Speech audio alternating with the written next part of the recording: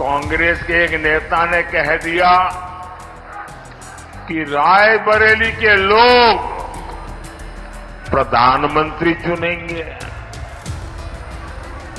ये सुनते ही समाजवादी शहजादे का दिल ही टूट गया।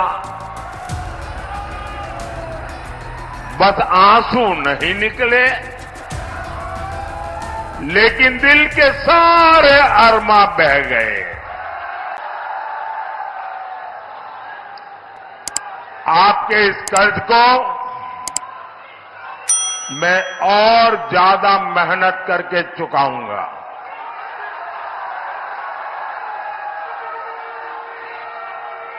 साथियों, 4 जून बहुत दूर नहीं है। आज पूरा देश जानता है, पूरी दुनिया जानती है कि मोदी सरकार की हैट्रिक बनने जा रही है।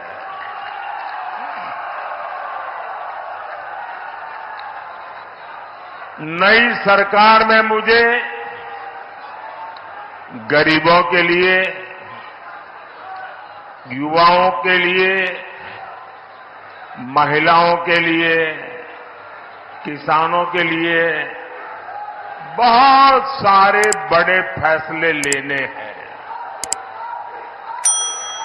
और इसलिए मैं बाराबंकी और मोहनलालगंज के लोगों से आशीर्वाद मांगने के लिए आया हूं।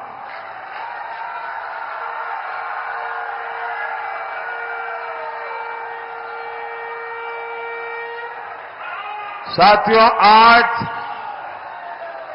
आपके एक तरफ देश हित के लिए समर्पित बीजेपी एनडीए इसका गठबंधन है, और दूसरी तरफ देश में अस्थिरता पैदा करने के लिए इंडी गठबंधन मैदान में है। जैसे जैसे चुनाव आगे बढ़ रहा है, ये इंडी वाले ताश के पत्तों की तरह बिखरना शुरू हो गए हैं।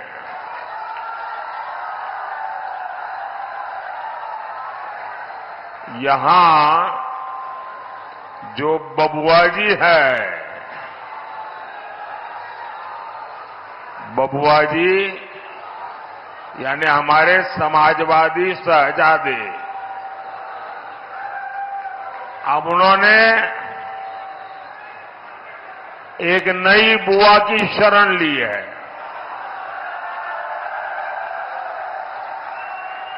ये उनकी नई बुआ जी है बंगाल में। और ये बंगाल वाली बुआ जी ने कह दिया है, इंडी वालों को कहा है कि मैं आपको बाहर से सपोर्ट करूंगी। इंडी गठबंधन की एक और पार्टी ने दूसरी को कह दिया है, खबरदार, जो हमारे खिलाफ पंजाब में बोला, पीएम पद को लेकर भी सब मुंगेरी लाल को भी पीछे छोड़ रहे हैं।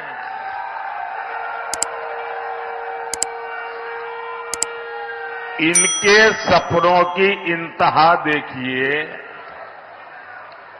कांग्रेस के एक नेता ने कह दिया कि रायबरेली के लोग प्रधानमंत्री चुनेंगे। ये सुनते ही समाजवादी शहजादे का दिल ही टूट गया। बस आंसू नहीं निकले, लेकिन दिल के सारे अरमा बह गए।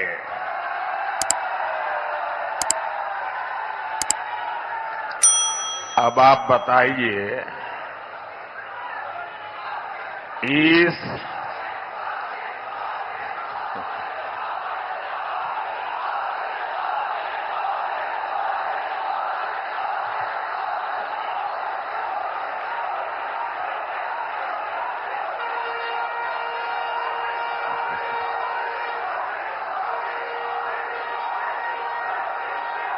आप सब लोग इतने तेज तरार है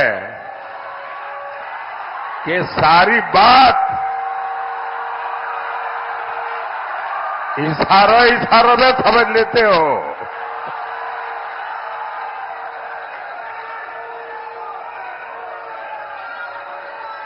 अब आप बताइए, इस उटपटांग खिचड़ी को आप लोग वोट देकर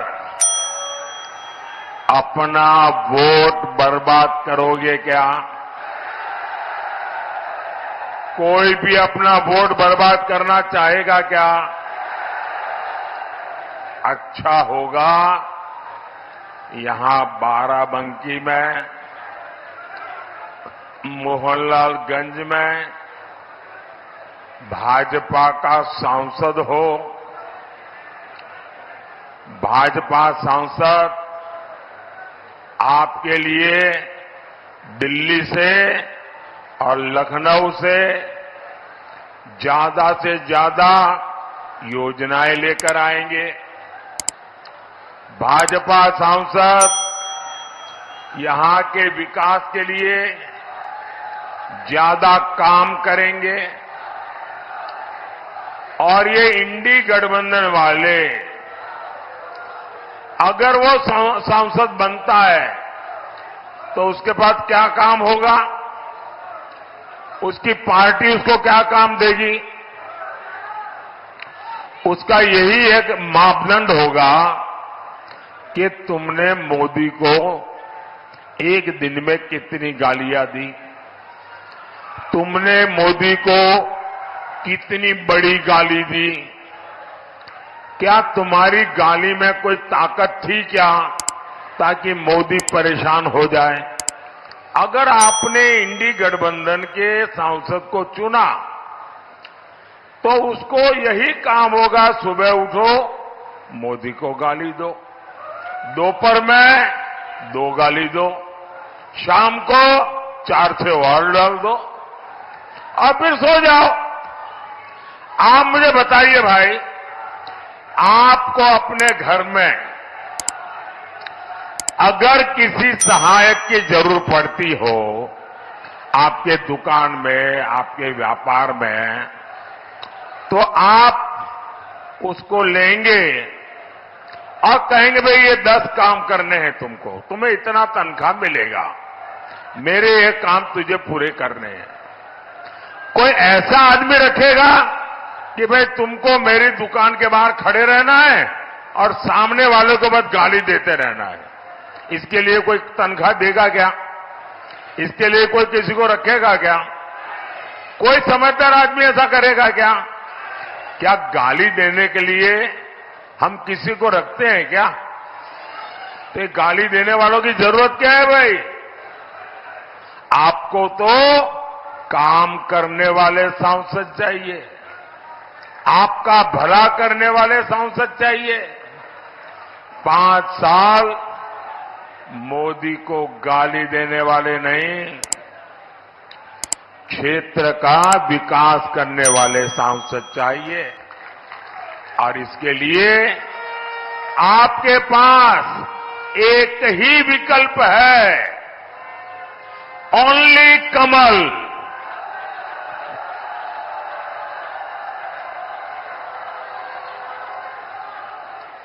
और इसलिए बाराबंकी से बहन राजरानी रावत जी और मोहनलालगंज से भाई कौशल किशोर जी को हर बूथ पर विजयी बनाना है। साथियों, जब देश में दमदार सरकार होती है तो फर्क भी साफ साफ दिखता है।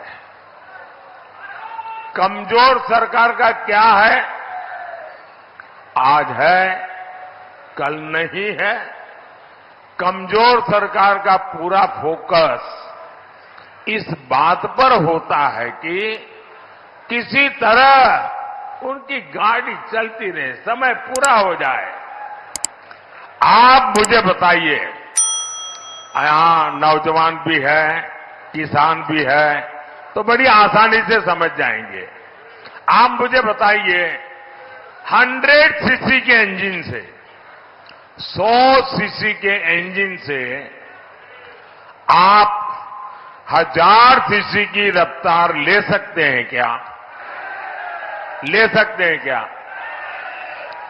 आपको विकास की तेज रफ्तार चाहिए तो वो सिर्फ दमदार सरकार ही दे सकती है, बीजेपी सरकार ही दे सकती है। साथियों, भाजपा की दमदार सरकार का मतलब क्या होता है, ये हमारा अवध बेहतर जानता है, उससे भला अच्छा और कौन जान सकता है। यहां बाराबंकी से लोग राम नाम वाली ईंट लेकर अयोध्या के लिए पैदल निकले थे।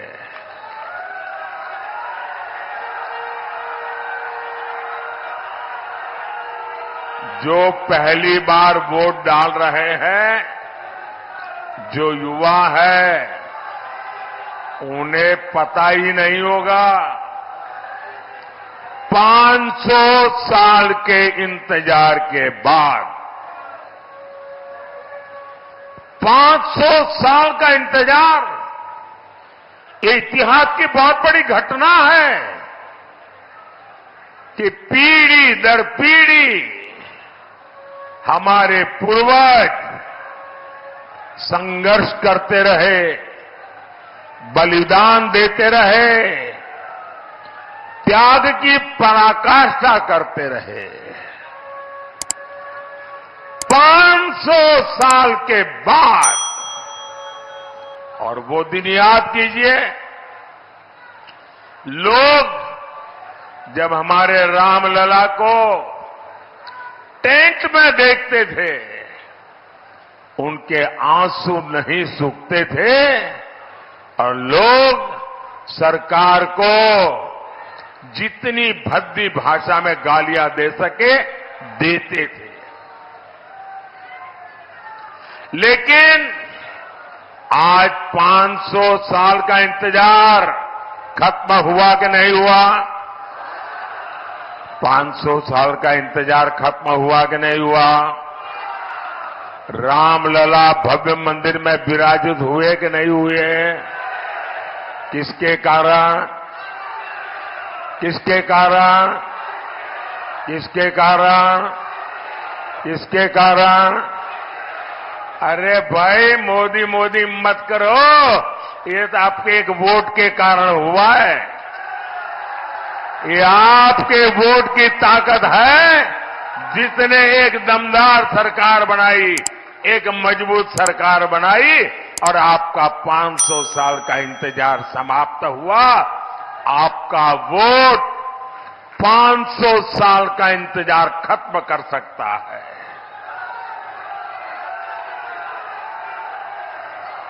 और इसलिए भाइयों बहनों,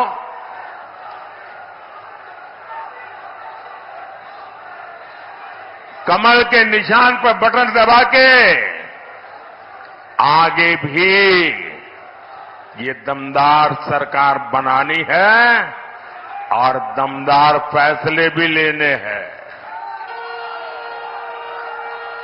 लेकिन साथियों, दूसरी तरफ ये कांग्रेस वाले, ये सपा वाले क्या कह रहे हैं?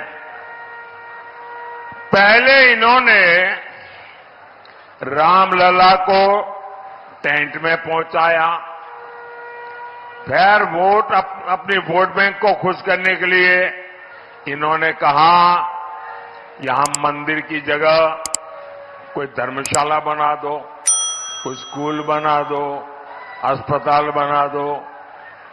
अब जब मंदिर बन गया तो उन्होंने इतना पेट में जहर भरा पड़ा है, इतना जहर पड़ा है, पता नहीं उनकी राम से क्या दुश्मनी है। रामलला की प्राण प्रतिष्ठा का निमंत्रण ठुकरा दिया।